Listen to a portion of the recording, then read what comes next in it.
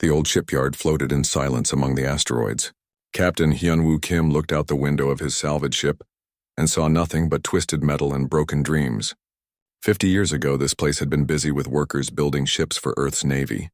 Now it was just another graveyard in space. "Captain, I'm getting some strange reading," said So-Young Choi from her seat at the navigation controls. Her fingers moved quickly over the buttons as she checked the numbers again. "There's a power source about 2 kilometers away. It's weak, but it's there." Hyunwoo turned to look at his small crew. Bora Park sat at the engineering station, her dark hair tied back as she studied the ship's systems. Taejin Lee cleaned his sidearm at the weapons console, always ready for trouble. These three had been with him for 2 years, picking through the remains of humanity's past mistakes. "Could be valuable," Hyunwoo said. "Take us closer, So-Young." Their ship, the Aegis Runner, moved slowly through the debris field. Old pieces of metal bounced off their hull with soft pings. Hyunwoo had seen many dead shipyards, but this one felt different. The silence seemed heavier here, like the ghosts of unfinished ships still haunted the empty space. "There," So-Young pointed at the main screen. "Grid reference 77 Alpha." Hyunwoo's eyes widened. Through the floating junk, he could see the outline of a massive ship. It was bigger than anything they had found before. The hull was dark gray, almost black, with sharp angles that made it look like a predator waiting to strike. Unlike the smooth curves of modern ships, this one was all straight lines and brutal efficiency.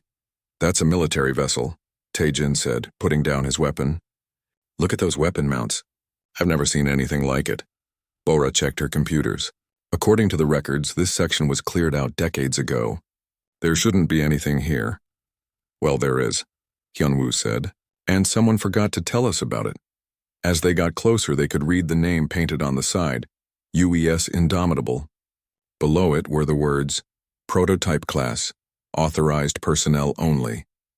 The ship looked complete, not like the half-built wrecks they usually found. Whatever had happened here, this ship had been finished before it was abandoned. "I'm reading atmosphere inside," Bora reported. "Life support is running on minimal power. The main reactor is cold, but the backup systems are still working." "After 50 years?" Taejin asked. "What kind of backup systems last that long?" "The expensive kind," Hyunwoo said. "The kind that Earth stopped making when they ran out of money." So-Young brought the Aegis Runner alongside the larger ship. Through the windows, they could see into empty corridors. Emergency lights glowed red in the darkness, giving everything a hellish appearance. The ship looked like it was sleeping, waiting for someone to wake it up. "There's a docking port on the starboard side," So-Young said. "It looks compatible with our systems." Hyunwoo made his decision. "We're going aboard." "Bora, bring your tools. Taejin, arm yourself. So-Young, monitor our life signs and keep the engines warm." "Should I call this in to the salvage authority?" So-Young asked. "Not yet. Let's see what we're dealing with first." The docking procedure took 20 minutes. When the seals connected with a solid thunk, they all felt the vibration through the hull. Hyunwoo put on his helmet and checked his air supply. Bora and Taejin did the same. Even though the ship had atmosphere, they weren't taking chances. The airlock cycled slowly. When the inner door opened, they stepped into a corridor that looked nothing like modern ship design. The walls were thick metal plates held together with massive bolts. Pipes and cables ran along the ceiling in plain sight, instead of being hidden behind pretty panels. Everything looked built to last forever, not to look good. "This is old-school human engineering," Bora whispered. "They built this thing like a tank." Emergency lighting cast long shadows as they walked deeper into the ship. Their footsteps echoed in the silence. The air smelled of metal and machine oil, with a hint of ozone that meant the electrical systems were still active. They found a computer terminal in what looked like a command center. Bora plugged in her portable equipment and started working. "I'm getting into the ship's systems. This is military-grade encryption, but it's old. Give me a few minutes."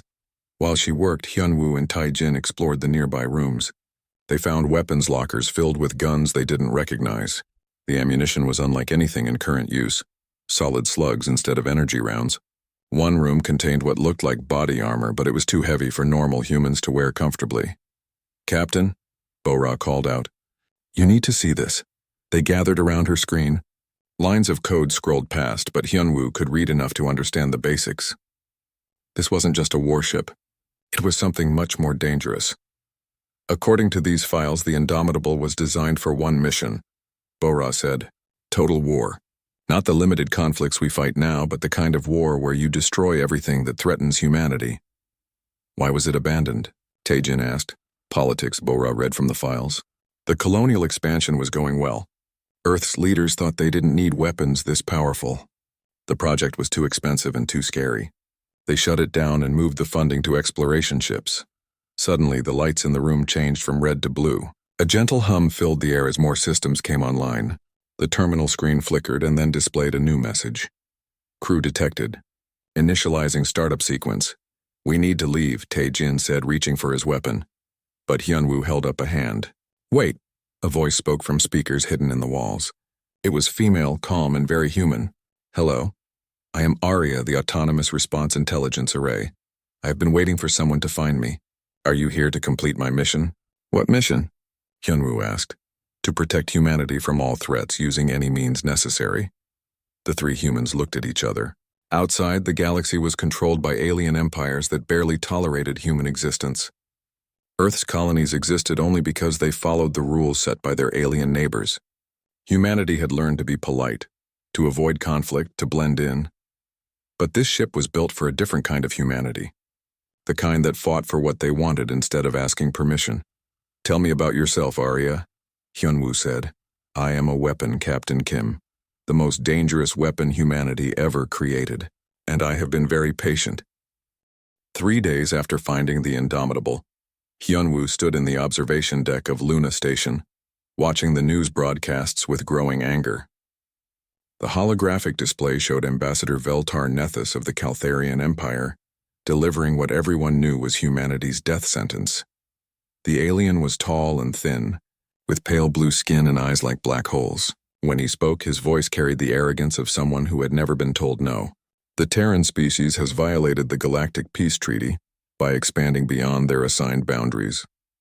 The Empire demands immediate withdrawal from all colonies beyond the Sol system. Admiral Ji-hoon Yoon stood beside Hyunwoo, his weathered face showing years of frustration with alien politics. 72 hours, he said quietly. They're giving us 72 hours to abandon everything we've built over the last century. What's our fleet strength? Hyunwoo asked. 200 ships, Ji-hoon replied. Most of them built with alien-approved technology. Fast, clean, and completely predictable. He pointed at the display showing Earth's defensive fleet.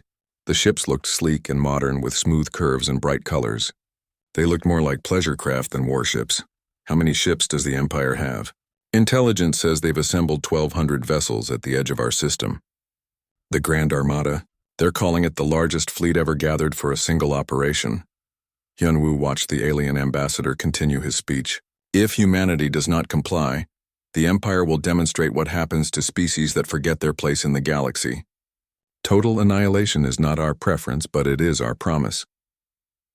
Behind the ambassador, the holographic display showed images of the Grand Armada. The ships were massive, dark, and covered in weapon systems.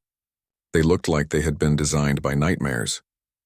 Each one was probably worth more than Earth's entire defense budget. Admiral, a young officer approached. Captain Kim's salvage report is ready for your review. Ji-hoon took the datapad and read quickly. His eyebrows rose as he scrolled through the information. You found what? A prototype warship from the Titan project, Hyunwoo said. The one that was canceled 50 years ago. I remember that project. My grandfather worked on it before the politicians decided it was too aggressive for the new galaxy we lived in. Ji-hoon handed back the pad. The report said all prototypes were destroyed. This one was forgotten, not destroyed. And Admiral, it still works. They walked to a secure conference room where Bora Park was waiting with her analysis of the Indomitable's systems. She had spent the last 3 days going through every file, every blueprint, every system diagnostic. Her report was thick with technical details that most people wouldn't understand. The ship is completely operational, Bora began. The reactor design is unlike anything we use today. Instead of the safe, regulated fusion systems in our current fleet, the Indomitable uses something called a multi-phase reactor core. It produces 5 times more power than a standard reactor. Why don't we use that design now? Ji-hoon asked. Because it's dangerous. If something goes wrong, the explosion could destroy everything within 100 kilometers. The original designers decided that kind of risk was acceptable for a ship that might have to fight alone against impossible odds. Tae-Jin Lee entered the room carrying a case full of weapons. "Admiral, you need to see these." He opened the case to reveal guns that looked nothing like the energy weapons carried by modern soldiers. These were solid, heavy, and built for one purpose: killing. "Mass drivers," Tae-Jin explained. "They fire metal slugs at incredible speeds. The Empire's shields are designed to stop energy weapons, not solid projectiles. These guns could punch holes through their armor like it was paper. The entire ship is built around old human military doctrine," Bora continued. "No compromises, no diplomatic considerations. Pure aggression. The AI system, Arya, was programmed to win at any cost." So Young Choi had been quiet during the presentation, but now she spoke up. "I've been studying the tactical files. The ship wasn't designed to fight fair. It was designed to cheat, to break the rules, to do whatever it takes to destroy the enemy." Admiral Ji-hoon was quiet for a long moment. Finally, he looked at Hyun-woo. "What are you suggesting, Captain?" "I'm suggesting we show the Empire what humanity looked like before we learned to be polite." Before the Admiral could respond, alarms began sounding throughout the station. Red lights flashed as an automated voice announced, "All personnel to emergency stations. Unknown fleet approaching Sol system perimeter." They rushed to the command center where dozens of officers were tracking sensor contacts. The main screen showed space around Earth with red dots marking hostile ships. There were so many dots that they looked like a disease spreading across the display. "Contact report," Ji-hoon ordered. "Grand Armada has moved to attack positions," an officer reported. "They're maintaining formation at the system edge, but their weapons are charging." The communication system activated, and Ambassador Veltar Nethys appeared on screen again. This time he wasn't alone. Behind him stood a figure in military armor, with scars across his face and the cold eyes of someone who had destroyed worlds. "I am Admiral Velnarik Seth of the Grand Armada," the figure spoke. "Humans of the Sol system, you have 67 hours remaining to comply with Imperial demands. Any resistance will result in the complete sterilization of your species." The transmission ended, leaving the command center in silence. Everyone knew what sterilization meant. The Empire wouldn't just defeat humanity. They would erase every trace that humans had ever existed. "Admiral," Hyun-woo said quietly, "give me the Indomitable and a crew of volunteers. Let me take her out there and show them that humans aren't as harmless as they think." "One ship against 1,200? Ji-hoon asked. "That's suicide."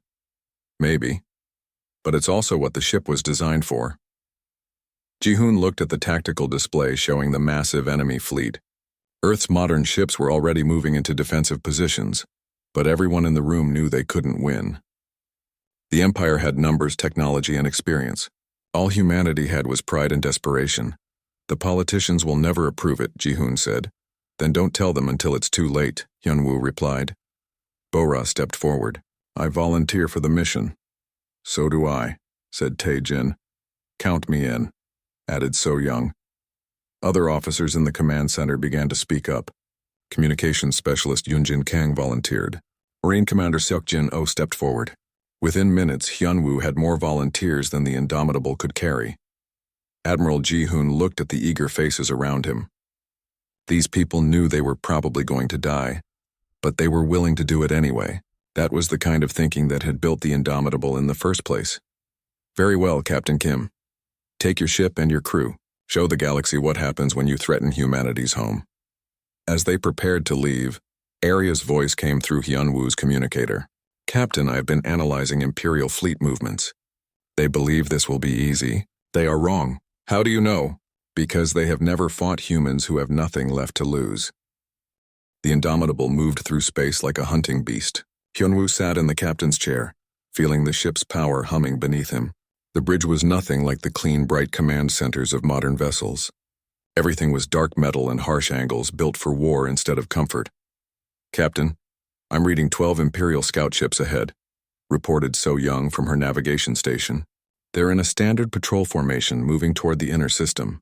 "Perfect," Hyun-woo said. "Arya, what can you tell me about their formation?" The AI's voice filled the bridge. "Standard Imperial tactics, Captain. They maintain precise distances between ships to maximize defensive coverage. They expect enemies to approach from a single direction and engage at long range with energy weapons. And what are we going to do instead? Everything they don't expect." Tae-Jin Lee looked up from his weapons console. All systems are ready, Captain. Mass drivers are loaded and targeting systems are active. Bora Park reported from engineering. Reactor is running at optimal levels. We have full power to all systems. Yunjin Kang monitored communications from her station. The scouts are broadcasting standard patrol reports. They haven't detected us yet. Marine Commander Seok Jin Oh stood ready with his assault team. Unlike the bright uniforms of modern soldiers, they wore the old-style combat armor found aboard the Indomitable. The suits were bulky and intimidating, designed to make enemies afraid before the fighting even started. Take us in, So Young, Hyunwoo ordered, but not where they expect us. The Indomitable changed course, diving below the plane of the solar system. Modern ships always fought on the same level, like ancient naval battles on Earth's oceans. But space had no up or down, no rules about which direction an attack should come from.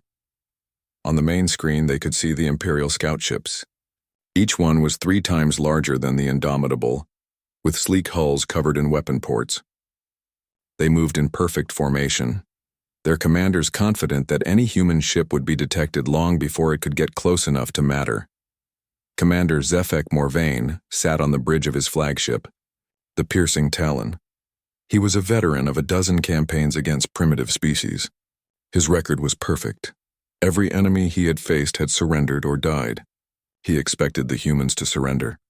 "Sir, we're detecting a single vessel approaching from below," his sensor operator reported. Zefek looked at the tactical display with amusement. "One ship?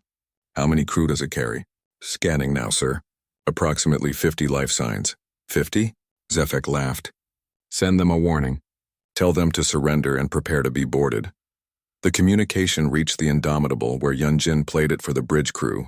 The alien's voice was full of condescending superiority. "Human vessel, you are outnumbered and outgunned. Surrender immediately and you will be treated according to Imperial law." "Arya," Hyunwoo said calmly, "please respond." "With pleasure, Captain." The AI's voice went out on all frequencies, but when it spoke, it used perfect Caltharian language with an accent that suggested noble birth. "Imperial Commander, this is the Earth vessel Indomitable. We respectfully decline your offer." There was silence from the Imperial ships. Then Zefek's angry voice, "You dare mock our language, primitive?" "I speak your language better than you do," Arya replied sweetly. "Your accent suggests you're from the lower military castes. How embarrassing for you," Hyunwoo grinned. Arya was doing exactly what the ship was designed to do, get under the enemy's skin and make them angry. Angry enemies made mistakes. "All ships, attack formation," Zefek ordered. "Destroy that vessel immediately." The scout ships began to move into their standard attack pattern, spreading out to surround the Indomitable. Their energy weapons charged with deadly purpose. Everything was going exactly as their training manuals said it should. "Now?" asked Tae-jin, his finger hovering over the weapons controls. "Not yet," Hyunwoo said. "Let them think they have us." The Imperial ships completed their formation and began to close in. They moved slowly, confidently, like predators surrounding wounded prey. Their weapons were almost in range when Hyunwoo gave his order. "Hit them." The Indomitable erupted into motion like a coiled spring suddenly released. Instead of trying to escape the trap, it accelerated directly at the nearest scout ship. Mass drivers opened fire, sending solid metal slugs racing through space at impossible speeds. The Imperial ship's shields flared as the projectiles struck. But the shields had been designed to stop energy beams, not solid matter moving at significant fractions of light speed. The slugs punched through the defensive systems like they weren't there. "Impossible," Zefek shouted as his sensors showed the first scout ship exploding. "Their weapons are too primitive to penetrate our shields." But the Indomitable was already moving to its second target. Instead of fighting at long range like civilized beings, it closed to almost point-blank distance. More mass drivers fired, followed by something the Imperials had never seen before. Missiles that didn't explode on impact but instead drilled through the hull and detonated inside the ship. "All ships, concentrate fire," Zefek ordered. 12 Imperial vessels opened fire on the single human ship. Energy beams lit up space as enough firepower to destroy a city focused on one target. But the target wasn't where they expected it to be. So Young had learned to pilot by racing through asteroid fields for fun. She threw the Indomitable into maneuvers that would have torn apart a normal ship. The vessel twisted and spun, diving between enemy ships and using their own formation against them. "They're firing on each other," Bora reported with amazement. Their own weapons are hitting their own ships. That's what happens when you fight too close together, Hyunwoo said. Arya, taunt them some more. Imperial fools, Arya's voice went out on all channels. Is this how the mighty Empire fights? Like children throwing rocks? A third scout ship exploded as the Indomitable's weapons found their mark. Then a fourth. The careful Imperial formation was falling apart as ships tried to avoid hitting their own allies while chasing the impossible human vessel. Sefik was furious now.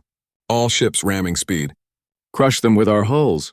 Sir, that's against all tactical regulations, his first officer protested. I don't care about regulations. I want that ship destroyed. But Hyunwoo had been counting on exactly that reaction.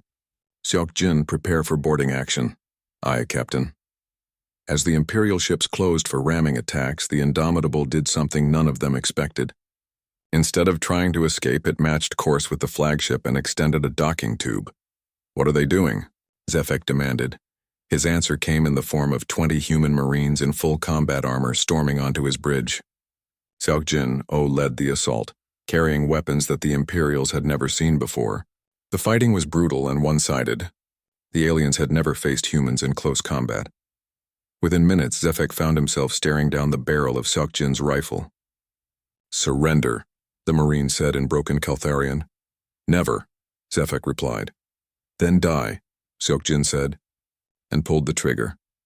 The remaining Imperial ships tried to flee, but the Indomitable hunted them down one by one.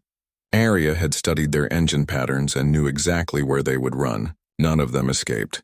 When the battle was over, 12 Imperial scout ships were nothing but debris floating in space. The Indomitable had taken minor damage to its outer hull, but all its major systems were intact. Damage report, Hyunwoo ordered. Minor hull breaches sealed, Bo-ra reported. All weapon systems operational. Reactor running normally. Communications are clear, added Yunjin. And, Captain, we're receiving dozens of messages from the Grand Armada. They want to know what happened to their scouts. Hyunwoo smiled grimly. Tell them they just learned their first lesson about fighting humans. And tell them there are more lessons coming. Arya's voice filled the bridge with what sounded almost like pleasure. Captain, I have uploaded the complete battle record to all Imperial communications networks. Every ship in their fleet will see exactly what happened here. Good. Let them know what they're dealing with. On the sensors, they could see the Grand Armada beginning to move. 1,200 ships were no longer content to wait at the edge of the system. They were coming in fast and they were angry. So Young set course for the asteroid belt, Hyunwoo ordered. It's time for lesson number 2.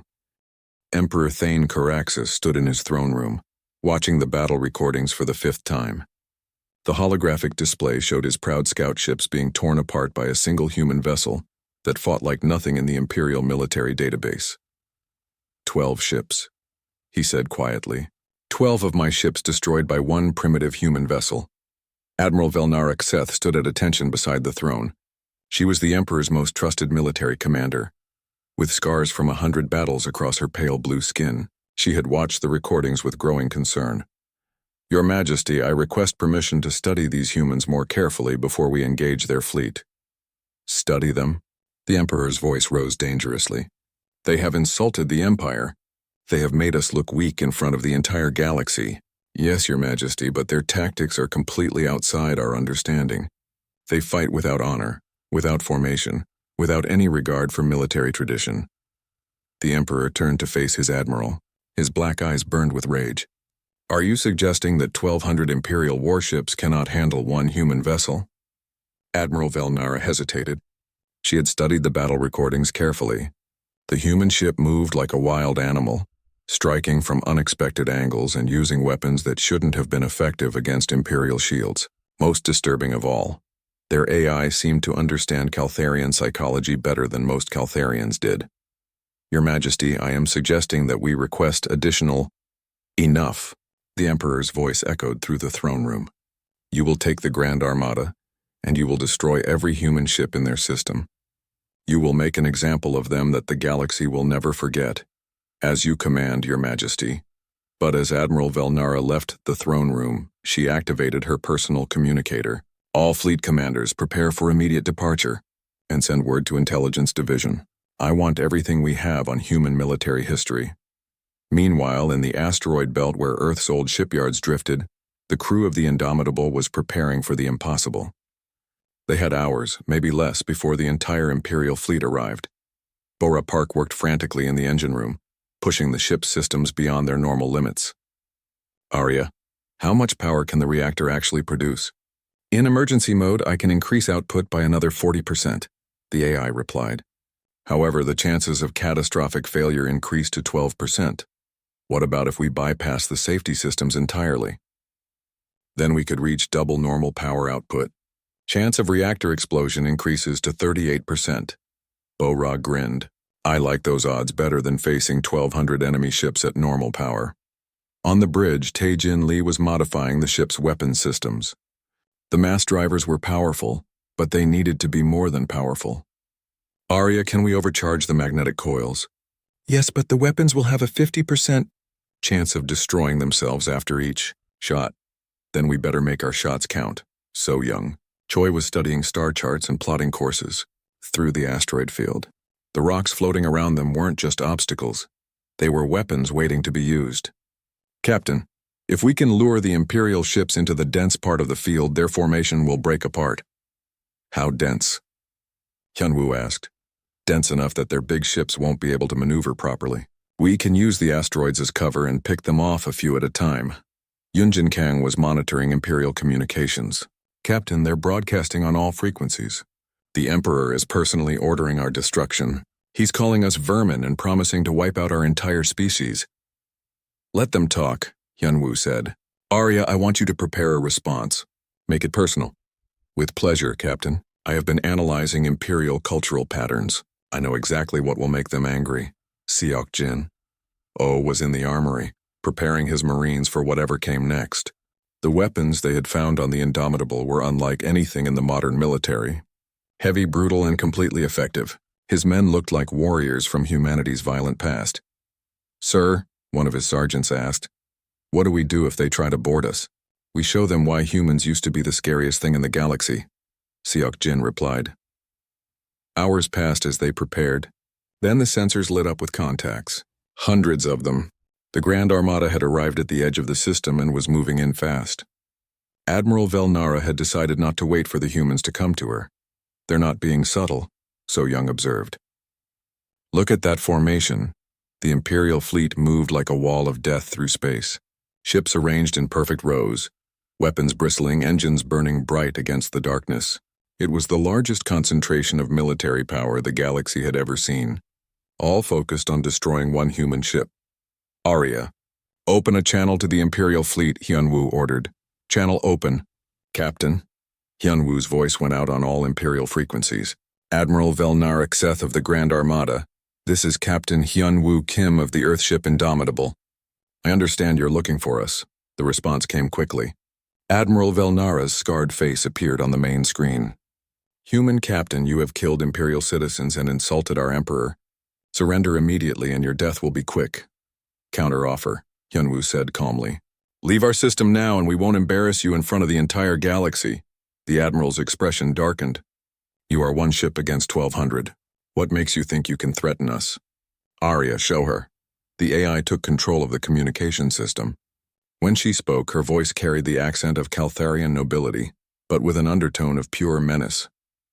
Admiral Xeth, daughter of a minor house, graduate of the 3rd-tier military academy. Veteran of campaigns against defenseless primitives. You have never faced an enemy that could fight back. The bridge of the Imperial flagship fell silent. Every word Arya had spoken was technically true, but among Caltharians, social status was everything. To have their admiral publicly described as inferior was a devastating insult. Your Emperor sends his least competent commander to face humanity's finest warship. Arya continued. How perfectly appropriate. Admiral Velnara's face flushed with rage. All ships, attack formation. I want that vessel reduced to atoms. The Grand Armada began to spread out, forming a vast net of destruction around the asteroid field. But as they moved into position, Arya was broadcasting continuously, describing each commander's failures and weaknesses with surgical precision. Captain Nexor of the Blade of Dominion, known for losing 3 ships to rebels on Keth Prime. Commander Zelak of the Death's Head, who required rescue during the siege of Mordian. Admiral Korex of the shut down their transmissions. Admiral Velnara ordered, we can't, ma'am. They're broadcasting on 17 different frequencies simultaneously. The psychological warfare was working. Imperial commanders were making mistakes, breaking formation, arguing with each other over the communication channels. The perfect military machine was starting to crack. Bora, how's our reactor? Hyunwoo asked. Running hot and dangerous, just like we planned. Taejin, weapons status? Overcharged and ready to explode something. So Young, get us into the asteroid field. Use the biggest rocks you can find. The Indomitable dove into the dense part of the field, where chunks of ice and metal the size of mountains drifted in slow orbits. The Imperial ships followed, but their perfect formations became ragged as they tried to navigate around the obstacles. This is it, Hyunwoo said to his crew. Everyone ready? They all nodded. They knew the odds.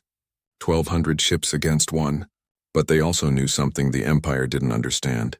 Humans had been fighting impossible battles since the beginning of their history. And sometimes, impossibly, they won. Arya, send one final message to the Empire. What shall I tell them, Captain? Tell them that they're about to learn why Earth stopped building ships like the Indomitable. Not because we couldn't, but because we were afraid of what we might become. The AI's laughter echoed through the bridge as the first Imperial ships entered weapon range. Message sent, Captain. Now let's show them what humanity looks like when it stops pretending to be civilized. The Battle of Sol's Edge began not with the thunder of weapons, but with silence.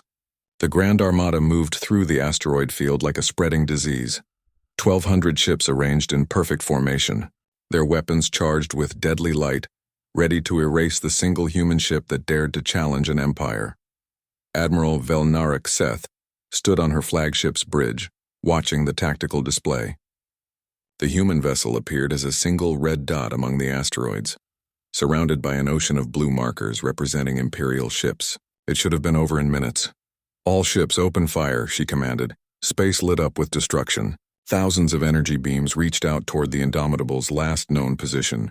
The asteroids around it vaporized in brilliant explosions that could be seen from Earth. When the light faded, there was nothing left but empty space and glowing debris. Target destroyed, reported her weapons officer. But before Admiral Velnara could celebrate, Arya's voice filled every Imperial communication channel. You missed. The Indomitable emerged from behind a massive asteroid, completely undamaged. It had been hiding in the shadow of the rock while the Empire wasted their first salvo on empty space. Impossible, Admiral Velnara whispered. No ship could have moved that fast. But Hyunwoo wasn't fighting like any ship in Imperial records. He was fighting like a human with nothing left to lose. So Young, take us into the middle of their formation. Into the middle, sir? So Young asked. Trust me. The Indomitable accelerated straight toward the enemy fleet. Instead of trying to escape, it dove directly into the heart of the Imperial formation. Taejin's overcharged weapons opened fire, sending solid metal slugs through ship after ship. They're using the asteroids as weapons, Admiral Velnara realized with growing horror. The human ship wasn't just firing projectiles. It was using magnetic fields to grab chunks of rock and ice, accelerating them to incredible speeds and hurling them at Imperial vessels.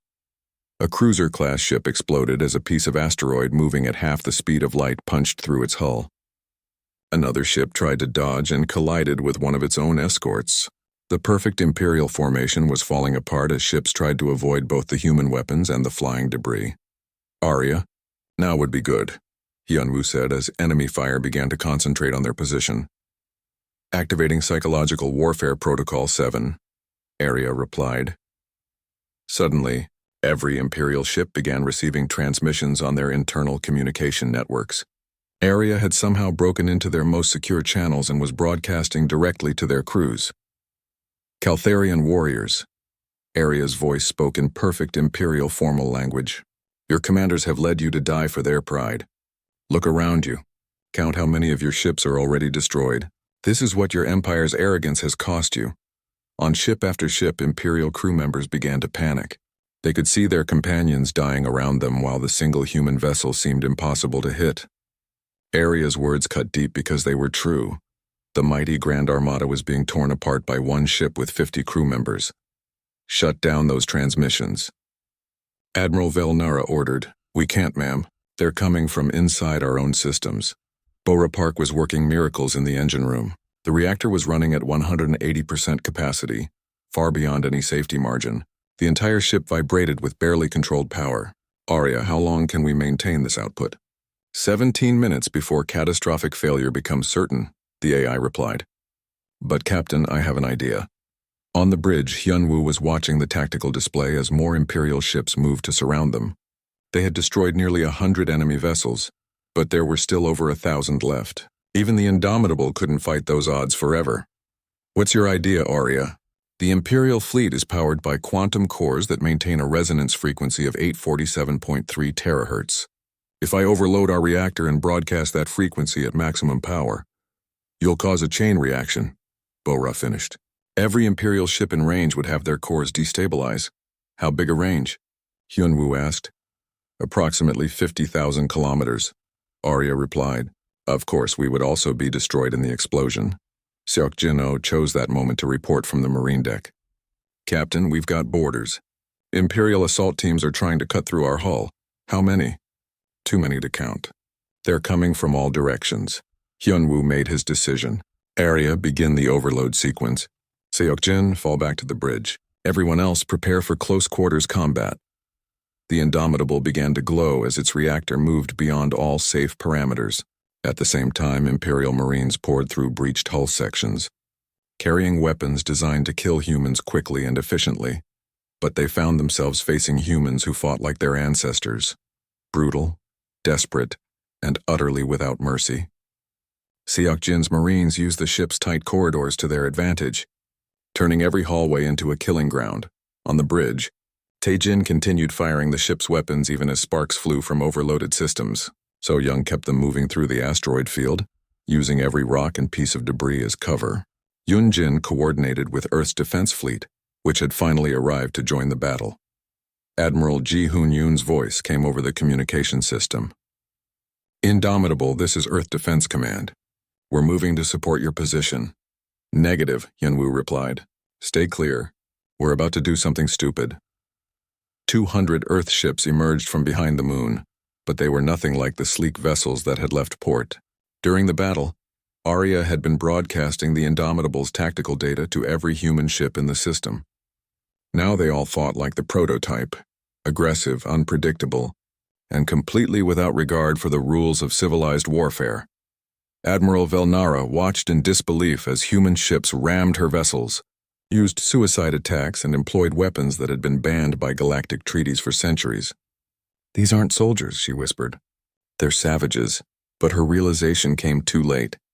The Indomitable's reactor reached critical overload just as Emperor Thane Caraxus arrived in his personal flagship, the Divine Retribution. The massive vessel was twice the size of anything else in the fleet, armored like a fortress and armed like a battle station. Arya, Hyunwoo said as enemy fire pounded their shields. I want you to target the Emperor's ship specifically. Captain, the quantum resonance effect will destroy everything in range, including us. I know, but if we take out their Emperor and their Grand Armada, Earth will be safe. Arya was silent for a moment. When she spoke again, her voice carried something like sadness. It has been an honor to serve with you, Captain. The honor was ours, Arya. The Indomitable turned toward the Divine Retribution like a bullet aimed at the heart of the Empire. Emperor Thane Caraxus appeared on the main screen, his face twisted with rage. Human scum. You dare to approach the Imperial throne? We dare more than that, Hyunwoo replied. Arya, broadcast this on all frequencies. Arya's voice went out across the galaxy, reaching every species, every world, every ship within 1,000 light-years. This is what happens when you threaten humanity's home. Remember this moment. Remember that humans do not surrender. We do not compromise. We do not forgive. The reactor explosion lit up the entire system. The quantum resonance wave spread out from the Indomitable like the hand of an angry god, touching every Imperial ship within range. One by one, their power cores destabilized and exploded. The Grand Armada, the largest fleet ever assembled, became a field of expanding gas and debris.